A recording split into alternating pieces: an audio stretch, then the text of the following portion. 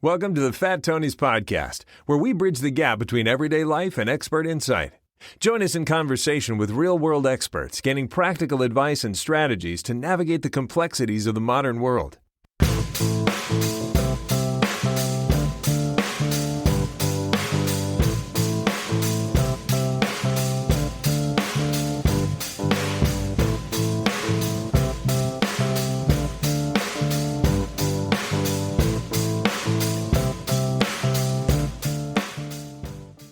Welcome, everyone, to another edition of the Fat Tony podcast.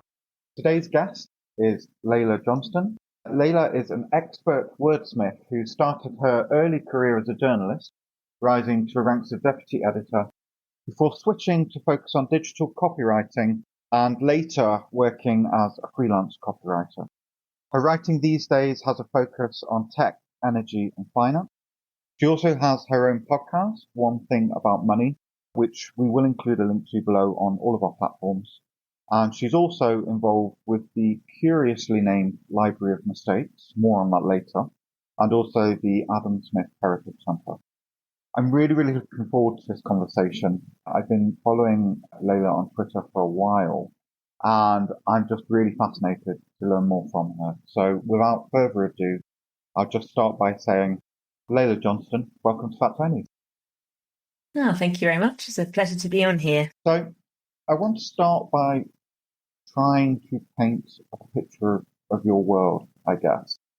I think there's this perception of freelance writing being quite a glamorous, sexy profession. There's mental images of being freed from the daily constraints of a 9-to-5 career. There's these images of sitting in trendy cafes and glamorous locales, with the coffee and the MacBook. What's your experience of freelancing, coming from more of a traditional journalism side and entering that world? And why did you decide to make that switch? It often is exactly as you describe. You can do whatever you want all day and you can have a fun time. I actually started as a freelancer, and then I think I found it quite hard, it's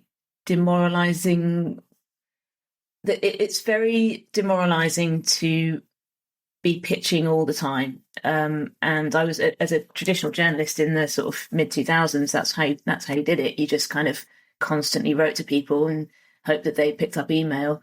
And try to have good ideas that they would want to. And as someone in their sort of early 20s, I was very aspirational. So I would literally just write to the best things I could find and go, look, you need me to do a column for you, whatever newspaper, and just go, completely unrealistic. But so I got very disillusioned. So I did do some freelance stuff, managed to pick up a few things.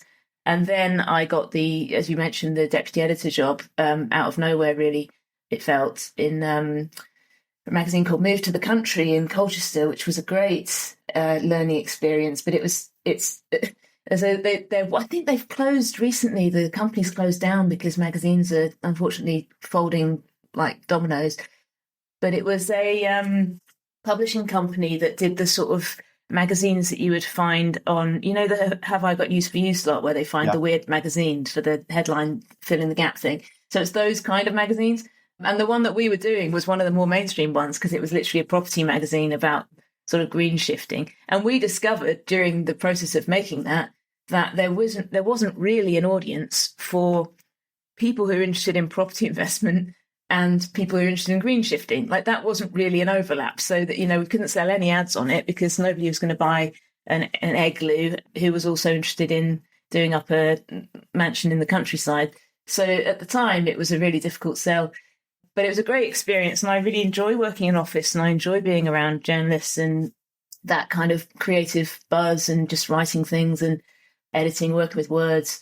So I do remember that time quite fondly, but it's very difficult to get those jobs. And every so often I don't feel like I'm wedded to being a freelancer or being a full-timer. I do still apply for full-time jobs. I just never seem to get them. So it's almost like I've been forced into this.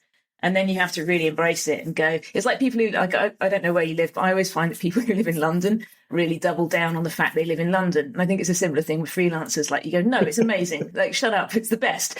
And people who live in London live a very difficult sort of strained life a lot of the time, where they have to travel for an hour and a half to see their friends and things across the other side of town.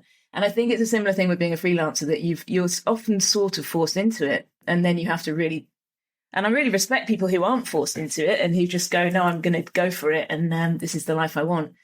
But yeah, I mean, even now, every week I apply for jobs, but I still do the freelance stuff at the same time, because I think it, like, psychologically, it's a security thing. Like, I never feel safe. And I think that as long as you have, it's not that I don't feel safe as a freelancer, I just never feel safe, like, in professionally. So I think as long as you have as many contacts as you can maintain, and podcasting's really good for that, and you have sort of as many skills as you can keep developing, you can build your little platform of security. And that's at the moment incredibly anxiety-inducing world, because I feel like AI is coming for us. And I know you mentioned AI in the notes you sent to me before, but that is a source of extreme concern for anybody who does anything that can be replicated by a machine. And I think copywriters are getting the chop a lot. And yeah, so I don't know if that answers your question. I think it does. And I think there's several really interesting things I want to pick up in that before going on to AI, which I definitely want to talk about. So what's interesting, you were saying about the constant pitching. I've got a couple of friends who are journalists, and I think there's this story in the media recently about, I don't want to say the chair, but someone high up in Reach PLC, owners of many local magazines. They sort of hoovered them up under the brand of locally, globally, I think is the pitch tag. But they sent out a mandate to all journalists of, you have to write 6 or 7 stories a day. That's your target. And there was a huge backlash against this because, where is the creativity here? You're just turning it into a conveyor belt. And partly, I think some of this is a reaction to the fact that content creation has just exploded exponentially in our lifetime. I think we're roughly the same age in our lifetime, going back to maybe a morning and an afternoon newspaper and a couple of hours of news a day, to then the rise of cable television and the 24-hour news cycle, and then social media and kind of citizen journalism, where just constant content being pumped out. And now you've got AI. So it's this constant battle to the industry, I think, against these kind of threats. I don't know if you know this, but I'm a software developer, and I kind of work on a freelance consultant, whatever you want to call it. There are different badges, but it's all the same thing, gun for hire. And I totally share that feeling of always being slightly worried, always having to keep your skills on top. It's definitely something I can identify with. So you mentioned AI. Let's jump to that and talk about that, because it is relevant and everybody's talking about it. To the point where I think some people might be getting a little bit oversaturated by it, but it is relevant here. And, you mentioned it's an existential threat to the copywriting business. And there was a story recently about, I think it was Getty Images, the image provider, who sued OpenAI for copyright theft, because they were saying your image generation is trained on our corpus of images. What's your take on the whole? Is this copyright theft? Is this a genuine idea engine that's pumping out? Do you feel that your work is being stolen, or your industry's work is being stolen to an extent? Yeah, I mean, I was using Gen AI this morning, actually, because I thought I'll just make like a funny picture to send my cousin for his birthday. And it was, I thought it was hilarious, but no one else in the family chat found it amusing at all, which was a shame. But I think it amazes me what it can do. And the only way that I think it can do the things it does is by breaking the law in some way. Like it must be, but no one's given it permission to find out the things it knows. I think that AI must be doing something illegal. Like it knows so much that it must be scanning and taking information from everywhere, because it knows that it can't be caught. So that's my perception of what's going on. I also think that it's too big to stop, and no one really wants it to stop enough. So I think we're past that point already. I mean, you're a programmer, you'll know more about the technology of it than I do, but I just feel like it's got to that point culturally, I suppose, that people just have accepted it already and people are worried about it, but it's way too late. And I see things happening like there are think tanks who specialize in ethical AI and they've closed down. And you're going, well, if you don't have business now, then when's that going to happen? Like they were doing quite well until it started to get popular. And then everyone went, oh, actually, we don't care about the ethics. And you can literally see the ethical companies going, and they're all going. And so it's quite depressing in that sense. But I guess because my background, one of my backgrounds that isn't really on my public record, I suppose, anymore, is that I used to do comedy writing. And I've written comedy books and written for radio and written lots of websites, which is how the books came about. I used to write joke websites and stuff. And those kind of things slightly immune you to the idea that your ideas are special and unique. So I've had so many things picked up or adapt or just coincidentally appear in other places that, you go, well, yeah, is anything really that precious? So I'm quite unprecious, I think, about things being picked up and taken and used. There was a weird moment because I used to do this thing called Hack Circus where I made a magazine and an event series to launch each magazine, and it was all about it was called Fantasy, Technology and Everyday Magic. So we had like strange inventions and fun takes on things. And I asked the ChatGPT the other day, oh, I'm thinking about making something that's similar to Hack Circus. And it went, oh, now you're talking. Like, does this kind of gay best friend persona thing. And it was like, yeah, here's a load of stuff that would be like Hack Circus. And then it started to write in what sounded like my voice. And I was going, oh, wow, you found stuff online that's like probably from years ago and you've turned into me. And that was a bit unsettling because I was like, yeah, that's strange. If anybody searches for this stuff, they're going to potentially surface some sort of cannibalized, butchered version of me. Wow. But yeah, it's unsettling at the moment. It's happening very fast. And I don't know. And I tend to catastrophize anyway. So I'm thinking, yeah, this is it. Like, this is going to be the end. But, I was the same in COVID. This is the end. No one's ever going to leave the house again. And everyone else was thinking it'd be over in 2 weeks. And I was like, no, this is forever.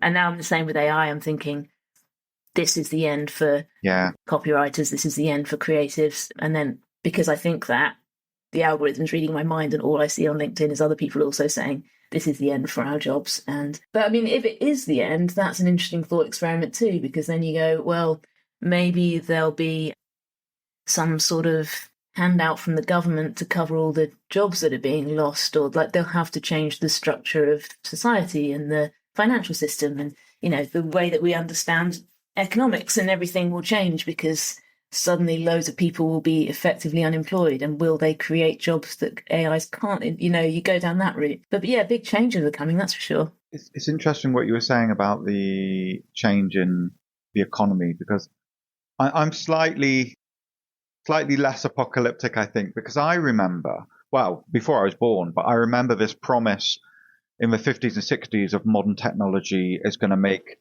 by the 1990s, we'll all be working 5-hour weeks and technology will free us. Mm. And I think the opposite has actually happened. It's made us more productive, but in many ways more busy than ever before. And a glimmer of hope, I think, with AI is that I liken AI to almost like a magic trick, in that the first time you see it, it looks incredible. And you're like, wow, this is absolutely incredible. And then the 4th or 5th time or the 10th time you use it, you do start to see the cracks appear slightly in it. And there's definitely what I would call an AI smell in writing, or an AI, you pick up on it. And already I'm pretty confident I could look at 2 paragraphs of text and be able to tell you 9 times out of 10, yeah, that's written by AI versus that's written by a human. Mm. Because it's very hard for me to quantify it, but there's just a feel about it where you're like, no, this isn't written by a human. And there was a really interesting article recently I was reading about, now I don't know the proper grammatical term for this, but it's like the long dash, almost like the double dash. The M dash. And how, for whatever reason, AI is trained to overuse that far more than humans would. And it's a really telltale sign now that something is written by AI. But in one of those quirky sociological art imitating life, humans imitating technology, younger kids at school are now starting to use that Wow. in their real writing because that's how they think things should be written. So it's this really weird chicken and egg style. And I do think there's a degradation to it. So I think Nassim Taleb called it a self-licking lollipop AI, where it's been trained on what's on the internet. But now if we see a sea of AI content flooding, spamming everyone, it's going to be trained on it's going to be trained on the AI trained content.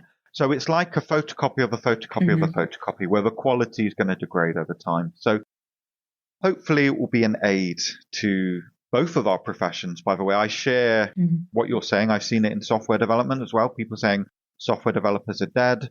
AI is going to be writing all the code from us. We're doomed as a profession. Maybe. Time will tell. So I want to switch focus a little bit away from AI and go back to your process. So when you have a brief, when you have a client, crafting your story, what is your process of getting that idea out of your client's mind? Because again, there's parallels here between what I have to do when I take the idea of what a client wants for a website or a software out of their mind and turn it into reality. And in the past, I've likened it to archaeology, where I know the idea is in there somewhere, but it's going to take a bit of excavation work to get it out. What is your process of crafting a story? I mean, this is a boring answer, but I think it's true, is that it varies hugely according to the job and the person. So the stuff I'm doing mainly at the moment that's in my head this week is writing for the Mensa membership magazine. So I write for them it's bi-month, as in every other month. So I write for them every other month.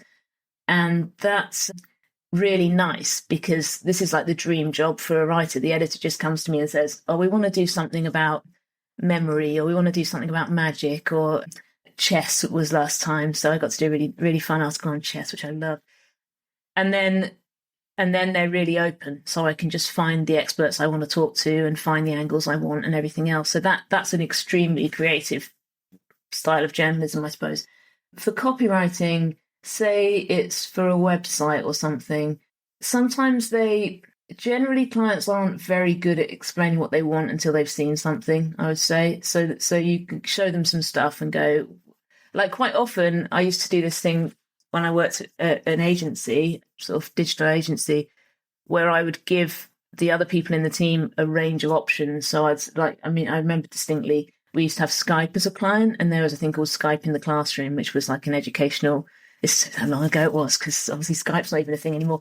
But yeah, I used to write these paragraphs, and I just came up with this thing like, I'll just give them some different options. So I like an AI does now. In fact, you'd write sort of 3 different versions of the paragraph and go, please vote for the one that you want, and I'll develop it from there.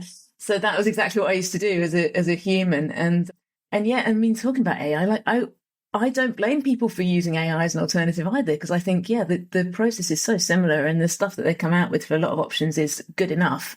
It's like, yeah, of course you would. But yes, so I suppose if it's something like, I mean, this is the problem with the copywriting work. I'm trying to think what I've done. Like I did some stuff for Nokia that was part of a launch for 6G, which was obviously they're working 10 years in advance. And that was kind of looking at the tone of voice guides they had already and thinking about how they would. But what usually happens, the way that I work, there's usually a step in between me and the client thinking about it now, because I go for the kind of, the big money jobs. Like I don't just work for like the local community centre. I'll go like, how do I get this big client and find a way through? Or I get asked to do something through somebody I know. They'll say, oh, I'm doing this thing from Mozilla or whatever. Can you come and help? So to be honest, there's not often a direct relationship with the client thinking about it now in the same way that there has been in the past. But yeah, it's kind of asking questions about what they want and showing them stuff and not being afraid to show them the wrong thing. So you go, well, is it this kind of thing? Because I don't mind if it's not. And that's a learned skill, I think. And it's like a learned sort of soft skill. It's like not taking it personally and showing them some various things. And even talking to friends about things that they want to develop or developing their own brands and things, I'll always say to them, find some examples of stuff that's similar to what you're thinking of. Like, it's that sort of cliched doing a pitch document where you go, oh, it's, you know, it's Taskmaster meets Beverly Hills Cop or whatever. Like, just two things that come to mind. But you're thinking, like, what are the two things it's a bit like that aren't really like each other? That's that sort of thing. But there's a massive range of stuff that I do and get asked to do, which is lovely. And each time it's a new challenge to work out what the best approach is. I have two follow-on questions from this, and then we'll maybe switch gears slightly. First is, again, relating to clients and freelancing, because we do have a lot of listeners who I know are interested in pursuing that career. And I get this question a lot of, Seb, how did you become, self-employed? How do I make that jump? Do you have any tips on dealing with what I would call the feast and famine cycle of freelancing? You mentioned always being a little bit concerned about it. How do you deal with that personally? Yes, a bit. I think the concern is unrelated to the situation in a way. It's like I feel worried even when I don't need to, and I sometimes don't feel worried when I should. So I think it's like detaching yourself from that a bit, and also realizing that there is actually huge security in only relying on yourself, because as soon as you start relying on other people, they can lay you off.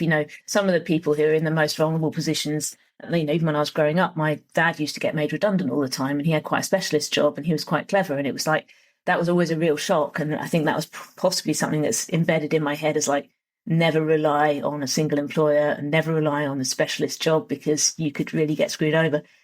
But the thing that I've done in recent years is sort of how you see my website is a bit of a recent reinvention of what I do, because I've come from more of a creative journalistic background. And then I've said, maybe I'll get more work if I say that I specialize in these things I currently have work in, which, as you said at the beginning, was finance and energy especially.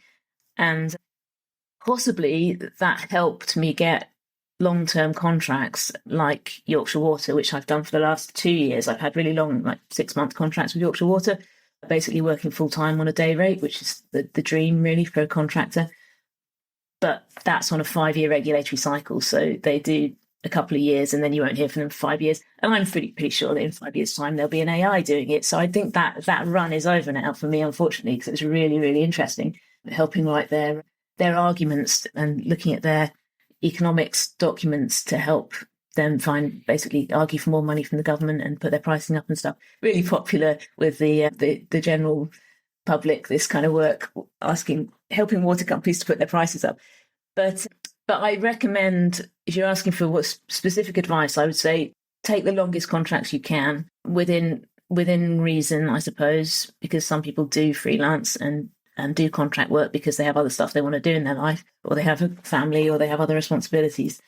But the really nice thing about doing longer contracts is that you are in a team. And I think that's something that, I don't know if you found this, but I really miss that when I'm working. And it was really lovely. Like, had a really good manager. Yeah. And just felt like it was kind of, whenever there's any kind of conflict or stress, it's real. There's a real like us against them kind of, you've got people on your side, and it's really lovely. So that was a great thing at Yorkshire Water that I really enjoyed over the last 2 years. Yeah. And I'm missing now because this is the first summer in 3 years I haven't done it. But yeah, I would say take the longest contract you can. And I suppose don't be afraid to ask for a decent day rate.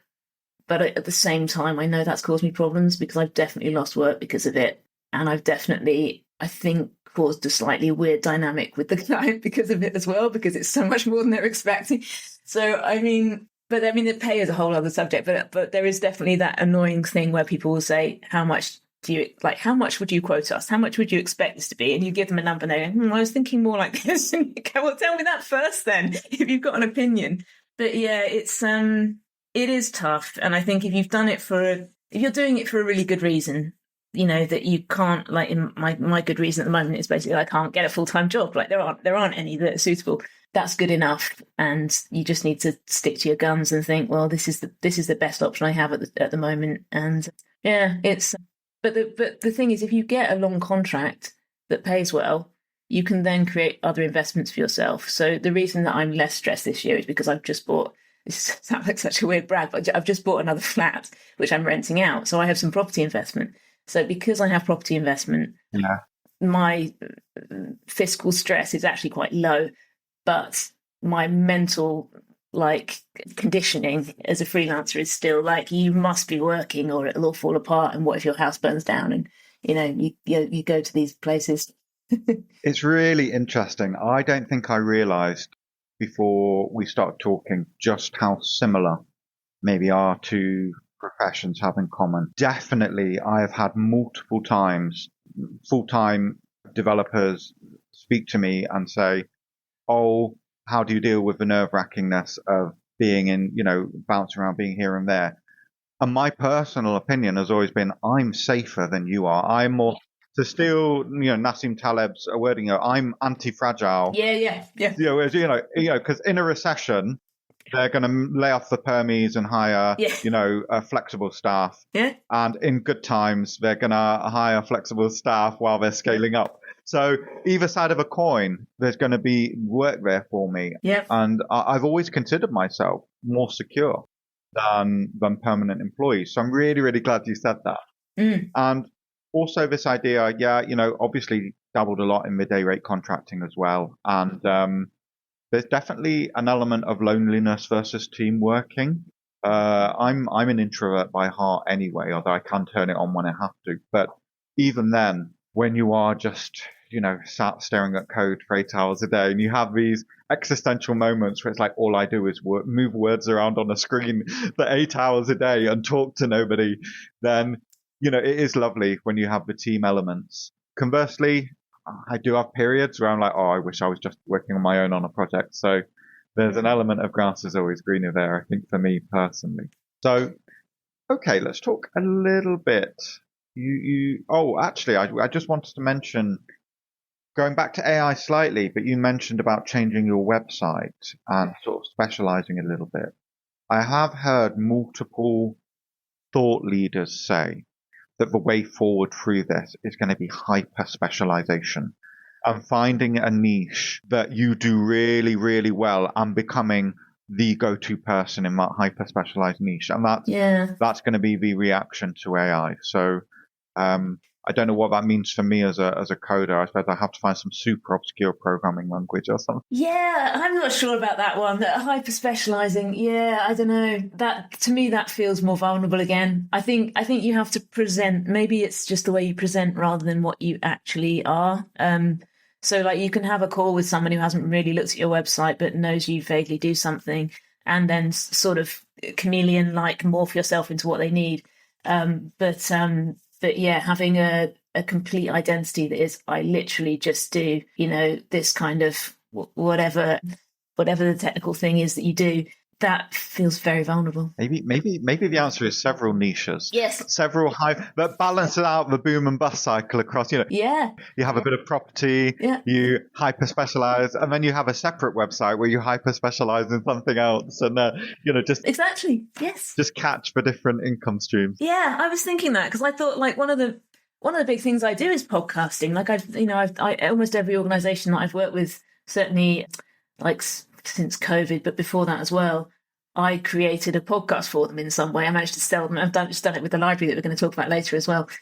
But yeah, I was thinking maybe I should have a whole website just about my podcasting stuff, because that is definitely something I'll offer that I don't really think of myself as offering. And so yeah, there are things, I think it's, as a freelancer, make yourself as secure as possible, even if that means shattering your identity a little bit across various websites and social media things to show the different sides of you. Yeah, absolutely. And similarly, I definitely don't consider myself a podcaster. This is just a bit of a random path that life took, but it's really interesting. I did a blog article that was completely unrelated to software a few days ago about retail, and it went viral. And then I had two people add me on LinkedIn who were co-founders of tech companies, and were like, oh, you do, might be interested in some work from you. So you never know where it's going to come from. It's really interesting. Yeah, that's great. So I want to switch tack a little bit and talk about I suppose, the tech and finance writing world. There's a lot of craziness, for want of a better word, in both of those areas at the moment. A kind of perfect storm of tech oligarchy politically in the US and also political tariffs and other financial concerns. Yeah. There's so much noise being generated through these kind of hypermedia cycles when you have things like Trump and Musk. How do you differentiate? How do you separate the signal from the noise in what you do? And has your writing, or have you seen writing in general, change to kind of accommodate this world we live in where there's so much noise now? I think this is a slightly indirect way of answering, but I think the one way that you can tell what's going on is by reading things about the systems of the world rather than reading people's reckons. And I think we're in a horrible culture now where anyone can have any opinion, and Elon Musk is sort of a result of this. And maybe some of your listeners are big Elon Musk fans and will disagree and think that he's great. And in some ways he is great, actually. He's been very, very successful. There's no doubting that at all. But he is the product of rhetoric, and so is Trump, I think. And I would say, I mean, I can literally give you some recommendations, like read Vaclav Smil. He's a brilliant author. He's written some amazing books, and he's an amazing personality as well. He's just like a recluse who lives in like a shed and writes everything by hand, but has written some of the most amazing books on the history of energy and things like that. He's awesome. And then after I read one of his books that was really big and took me ages, I then saw that it was on Obama's reading list, or one of the president's reading list. I'm like, yes, of course he is. He should be. But yeah, find the systems underneath all this, because there always is something. And also, I guess, going into the library stuff that we're going to talk about afterwards, but the library is a history of finance library, and if you can look at what's happened before and what the trends are, then you can work out what might happen next time. And I think people's understanding of political and financial history is very poor. So, and there's no incentive to improve it, because we are in a world where you get a lot of reward, like a Pavlovian dog, for having an outrageous idea or opinion, rather than for knowing something that's true or boring, or, calls back to a previous time before you were born. Yeah.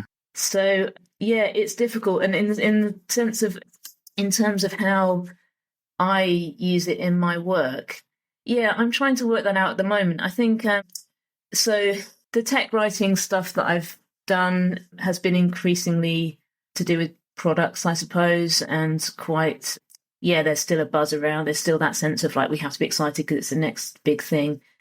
I think that mood is probably changing, though. I think maybe now it's more like we're a little bit worried about tech. We're a little bit worried about digital. It's a bit like that sort of year 2000 bug thing, but like, on a bigger scale that's affecting everybody. Well, it was affecting everybody, but there weren't as many people on the internet in the year 2000. But it's that sort of feeling, but about AI now. That's what I think is happening. So people are starting to go, maybe digital isn't that cool, and maybe technology is a bit something that we now have a worried feel about rather than an excited feel. And that changes the type of work that you end up getting and you end up doing, I think. And whether, if you even get any work at all. Most of the writing work now is for training AIs. Like, that's a big thing that comes up if you type in copywriting work in the tech world, or it's fintech, which should interest me, but doesn't yet. But I'm open to being interested in it. Like, I just feel like it's such a deep, intense thing. I need to give it some energy at some point, but haven't managed to find that yet. That feels like there's an element of being paid to eventually do yourself out of your own job. Massively. Yeah, that's exactly what's happening. Yeah. I'm in some freelancer groups on WhatsApp, and we talk about that all the time, and share job ads that are really quite insulting. It's just like, yeah, come and help this AI write better than you can. And yeah, it's a very strange time. But I think there's a mood shift, and I'm not optimistic. And I'm not optimistic about the idea that we can persuade people to do something boring. I think that we're in, which is as in look back at history, look at what's happened before, actually sit down and study it. There's a book called Disorder by Helen. Hang on, I edit this bit out until I've found out who she is. Helen Thompson. Yeah, there's a book called Disorder by Helen Thompson, which is really great on this stuff as well. but I almost feel like books can't keep up with the speed things are happening. So yeah, I don't know books are often the best place because they can be quite informed and neutral sometimes, but they're the slowest place. So you don't want to go to a popular podcast because it'll have a strong angle, and you don't want to go like, where do you find out this stuff? It's very hard. But yeah, I don't know. Tricky times. Two quick points before we move on to the library of mistakes based on that answer. So yes, absolutely. There's this kind of neo-mania now where whatever is new, there's this constant push for new is good. People's attention spans, it's an attention economy now, right? So people's attention spans are dwindling. So it's just a constant push of neo-mania. Whatever's new must be interesting. Keep pumping that stuff out. And you see that in tech.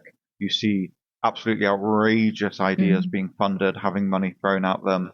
You see all sorts of things like this. And this rejection that you were saying about people becoming weary, historically, I think this comes in waves, because I think in the 50s and 60s, there was a lot of what I would call tech utopianism, where there's a real belief that science was going to really improve our lives. And there's this, the standard thing I remember as a kid in the 80s from like Tomorrow's World and stuff was, by the year 2000, we'll all be having a pill which will have all of our dietary requirements every day. And then there's this huge rejection about, we almost went the other way in that example, where organic food became huge, farm to table. So I do think, I have hope that we might see a similar thing here, where we actually go in completely the opposite direction once collectively we realize that the path we're going down is not good. But maybe you're right. Maybe we're too far down that path already. Who knows? Time will tell. I like your optimism. I do. Yeah, I do try and listen to optimism because my feeling is that it's so embedded. It will be like trying to be Amish in the modern world to try not to use AI, I think. Yes, there might be a trend back to kind of the profound, like authenticity and growing your own veg and that sort of whatever the modern version of self-sufficiency is, rejecting that kind of thing. But I feel like aesthetically and creatively and socially, people would rather not use it. People don't really like the artwork. People don't really like the idea of talking to a robot instead of a person, which is effectively what it is. So there is hope there, but then it's so easy and it's so free that my worry is it lowers the standards for everyone, and we might get to a point where you just get used to it and you go, oh, that's fine, that'll do. In the same way that we've got used to, mass-produced cutlery and stuff, and that we probably hundreds of years ago would have balked at the idea of not using something that was beautifully handmade. But it is, it's weird and it's unprecedented to use a popular term, because there's nothing quite like what's going on now, even if you do look back through history, I suppose. There are interesting analogies that can be made, but it does make you feel very old because you sort of go, well, this isn't my age anymore. Like, this isn't my era. It's time. Yeah, I don't know how to cope in this world now. Tell me about it. I feel like I've been around the block a few times. The adoption is fun because I remember, I don't know if this is your experience, but almost when satellite television, Sky television, it was almost seen, the middle classes almost looked down on it. It's like, oh, it's not something you would have. It's a very working class thing. And then eventually the adoption happened and now everybody happens. Okay, let's segue slightly. So I want to talk about the Library of Mistakes, the curiously named institution of which I know you're involved with. I suppose the obvious softball question is, what is it? Could you tell our users, our listeners, I've been talking about tech for too long. Could you tell our listeners what it is and your involvement, and also if you know the kind of what was the impetus around its creation? Yeah, so the Library of Mistakes is a library in Edinburgh. It's moved in the last 2 years to a bigger bespoke space that's been developed specifically for it, but it used to be in a different quirky little corner of Weems Place, I think it's called. But now it's on Melville Street in the West End of Edinburgh in a really lovely converted guide hut, actually. But it looks like it's always been there. It looks like an old-fashioned library, the way they've designed it. It's really beautiful. And it was started by Russell Napier 10 years ago as a place for kind of, I suppose, how can I say this? It was sort of started as a place of reflection, I guess, after the crisis and multiple crises that we've had in finance and government, to allow people to spend a bit of time thinking. And I think Russell's always been a writer, and he's always been a big reader of books, and he's very well connected. He's got lots of people that really respect him and think a lot of him. So he's very, very well placed to do this. And he managed to get a lot. I mean, I don't really know exactly where the funding comes from, but I know that he's been supported by a lot of people from the finance industry, and it's a charity. So it's the face of the charity now is the library, but there are also lots of other strands to the charity, which involve supporting young people in financial education, getting girls into industry, in the finance industry. That's another part of it. There's a course that's a big fundraiser for the charity, actually, which is about financial history. So you can sign up to this course and go and do it virtually, or do it in location in London or in the library. And we do those quite regularly. And now that we've got the new space, it's a higher space as well. But I think the original idea was really that there should be a place where people can go. And I think Russell just quite liked the idea of having a library. And he's very Irish and very social, and wants that, like, we interviewed him for the podcast that I'm doing for the library now the other day. And he was saying that he thinks the next big thing is going to be places where people can meet in real life. That's what he really believes in, which is really nice. So that's kind of one of the last corners that hasn't been claimed by technology. So it's quite old fashioned in a way. It's real physical books. You can go and it's a reference library, but we're trying to make it, we're working on making it a lending library. So you can join and go and take the books out. And there's stuff in the collection as well. It's not just books. There's funny things like an Enron baseball cap and a rugby ball from some financial project that failed, and some North Sea oil. There's lots of little weird things. Posters from, like, there's a poster of Ponzi scheme fame, and we've got one of those, and a Betamax advert.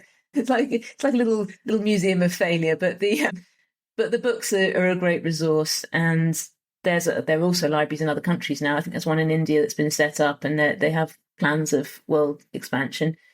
But really, it's a really small thing, and it's just Russell, me and Fraser are the communications volunteers. So we're doing the podcast, and Fraser does the LinkedIn, and I do the Instagram. And yeah, so it's kind of actually, I should say the main thing about it really is the events. That there are regular events. Almost every week there's something, and they're really high quality. Like Alistair Darling, RIP, opened the new building. He was on the rota of, connections. Ed Chancellor, some of your listeners might know. He's great, very brilliant book about interest, which is one of my favourites, called The Price of Time. And he's always doing stuff with the library. Merrin Somerset Webb is a big friend of the library, who some listeners will know from Money Week and Bloomberg now. So there are lots of really high-profile speakers and people who've had really interesting books out. Jesse Norman, who's a Tory MP who wrote a really, really brilliant book about Adam Smith. He came and did a really funny talk recently. But yeah, it's just a great thing, and it's really fun to work for, because I get to find stuff out and go to talks and meet amazing people, and it makes me want to do one. I just feel like I want to start my own library or finance bookshop or something. When I'm doing it, I'm like, yeah, I could do this. I could do my own one. That would be, it's that one of those inspiring things that you go, yeah, look, this is a good thing to be doing. But yeah, it's great, and it's really like fanned the flames of my existing passion for financial history. So it's a good fit for me. It sounds amazing. I must confess to feigning slightly less knowledge than I actually know of it for our listeners, but it's an institution I have been fascinated by for a couple of years now. Being a fan of Nassim Taleb, who's very much has that overlap. And I love the idea of it. It's just such a quirky, fun idea. And I love what you were saying about the idea of what I suppose almost these third spaces where people meet in real life. Because again, you probably tell by now, but I think I'm more of a natural optimist, and I do feel that this could be the answer to the declining high street. And as retail dies, these units in town centres become more and more used as these third spaces, these meeting spaces. And we reclaim that kind of lost art of the 17th century coffee house culture, businessmen would meet and things like that. So I'm optimistic we might start to see that in the high street. I would love to, sincerely love to. And Yeah. I think at one point there were whispers of maybe a London branch of this. I don't know if that's still in the pipeline, but I haven't been able to make the pilgrimage up yet to visit it in person. But obviously I would absolutely love to see a London branch. Why do you think we're so prone to repeating these kind of mistakes? There are so many financial bubbles and crashes which have just decimated countries, economies, societies. Yet it feels like once we're out of a generational memory, maybe like 20, 30 years, we just constantly repeat it. Why do you think we're sort of doomed to do that? Yeah, I wonder. I think there is something about human nature, isn't there, that we are just very motivated by greed and by trying to get away with stuff and fudging it, and eventually these things catch up with people and they realise that the money wasn't real. And yeah, but as you say, maybe that's exactly it. It's a generational memory thing. And I think we have a problem with history, actually, where we see history as a bit like a cartoon. We don't really realise that they're real people and this thing actually happened to them and they were not very different to us. I think that's something we could all do with fully taking on board, is that people in the past were just people, which is people like we are now. And yeah, reflecting on their mistakes actually does tell us something about us and the kind of things that we do. I've been thinking about that a lot lately, how, yeah, there isn't that much difference between the reasons that people did things 500 years ago and the reasons they do them now. I mean, I hosted an event at you mentioned the Adam Smith Heritage Centre in Kirkcaldy, which is his birthplace, and they've recently opened as a museum in the last couple of years as well.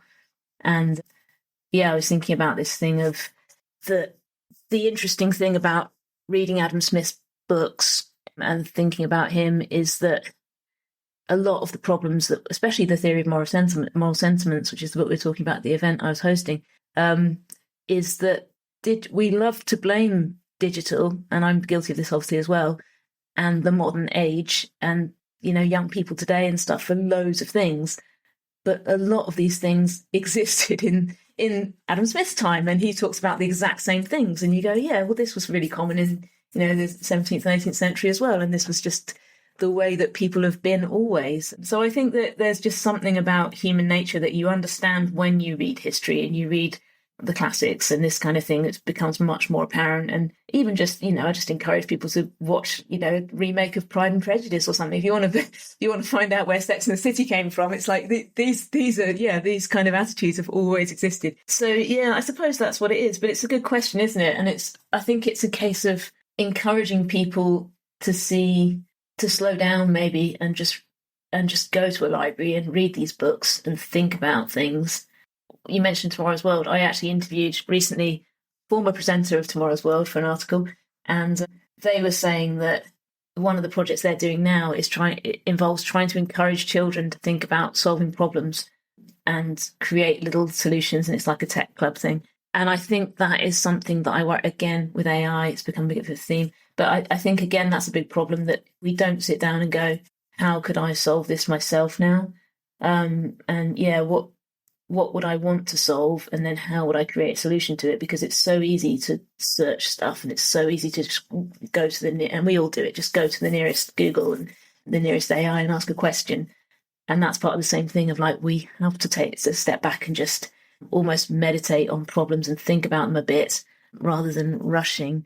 And I think we're going to see a lot more of these things, that these crises and these like peaks and troughs, and they probably are going to be a lot more extreme, which is, yeah, again, probably my pessimism speaking, but the more we hand over power to a couple of individuals in the world, the more dramatic the consequences could be, I think. So yeah, I do worry about things like that. But human nature, I think that's a big part of it. That's a big part of what the library's about as well, is really, who are these people? Where did they come from? Read their biographies, find out who hurt them, as they say, and then extrapolate from there and maybe it will make some student might come to the library and read a biography of Robert Maxwell and then go, yeah, I'm not going to work for that guy that reminds me of him. I'm going to try something else. And, and so suddenly these things will chip away. I don't know. I love the nod to Robert Maxwell there. I really, really love what you're saying about history as a cartoon and people thinking of it like that, because you're totally right. And I realised instantly I'm totally guilty of this. It's, we all are. And maybe that will change as we've now got modern media and, we've got high definition video and we can see people much more alive. I think there's this stereotypical image of, Victorian people being these unsmiling, stern people because that was the style of photography. But they weren't like that day to day in real life. They were laughing and joking. And there's this famous photo that's doing the rounds of the internet of a Chinese guy from, I think, like 1906 or something. And he's like smiling and he's doing a jokey pose with some food. Yeah. And it looks modern because of the fact that he's acting informally. Yeah. So breaking that barrier and just making people realize, these were real people. I love the thing you were saying about Pride and Prejudice and Sex and the City parallels. And it's so true. It really, really is. I think our mutual friend Gerald Ashley likes to say nothing new under the sun quite a lot. And it's true. Yeah. It is there. And we're coming up to the end of our hour. So I think that's a really, really lovely place to leave it, really. And I suppose before we finish, I just want to say a few things. So the books you've mentioned, we're going to obviously add links to those. We're going to add a link to your podcast and your website as well, of course, and to the Library of Mistakes and the Adam Smith Heritage Centre. Is there anything else before we go you want to give a shout out to? Is there anything you want to talk about? Anything you have a burning desire or any projects coming up you wanted to mention? I don't think there's anything specific, but I would just say, I'll just do an advert for myself. If anyone is looking for any freelance writing stuff, I think I am realising that the thing I really enjoy is talking to people. I'm really enjoying doing interviews at the moment, as in interviewing people. I never get interviewed, as I was saying to you before we started recording. This is the first interview I've been invited to do for probably 10 years. So it's a great pleasure. But yes, I think if anybody is looking for some journalistic assistance or anything else they think I might be able to help with, then please do get in touch. And yeah, if anyone wants to go in on starting some kind of financial history book club or bus, I've got a vision of a mobile financial history unit that we somehow drive around Scotland and maybe further afield too. Wouldn't that be cool? So yeah, let's. That would be amazing. I think definitely. Maybe you could have a tour of various business schools in the country. I think that would be useful to rock up. So good, so good. So if anyone wants to come in on that, then get in touch. I may take you up on that. That's genuinely fascinating. Well, Leila Johnston, it's been an absolute pleasure. Thank you so much for joining, and goodbye. Thank you. Goodbye.